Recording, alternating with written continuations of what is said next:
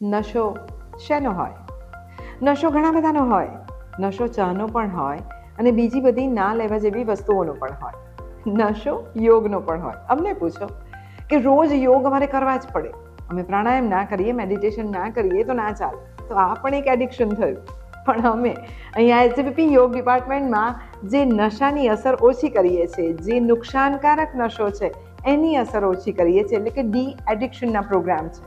અને એમાંય ખાસ કરીને જે લોકોને ડી એડિક્શન કરાવવું હોય, વર્ષો સુધી એ લોકો જે લેવા જેવી નથી વસ્તુ એવી લેતા હોય અને ખૂબ જીવનનું નુકસાન થયું હોય, એવા લોકો અમારી પાસે આવે.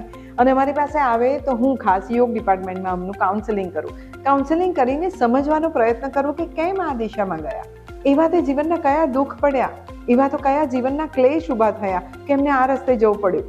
અને એ સમજ્યા પછી અમે લોકો સ્પેશિયલ સ્ક્રિપ્ટ લખીએ. આ સ્ક્રિપ્ટ એટલા માટે લખીએ અને એવા શબ્દો એમાં વાપરીએ કે એમના સબકોન્શિયસ માઇન્ડ ઉપર અમે કામ કરીએ. એ મેડિટેશન કરાવીએ, એ પ્રાણાયામ કરાવીએ અને સબકોન્શિયસ માઇન્ડને એટલું બધું સ્ટ્રોંગ કરીએ, વિલ પાવરને સ્ટ્રોંગ કરીએ કે ડી એડિક્શન માટે જોડાયા હોય અને પછી જો રિઝલ્ટ સક્સેસ મળે.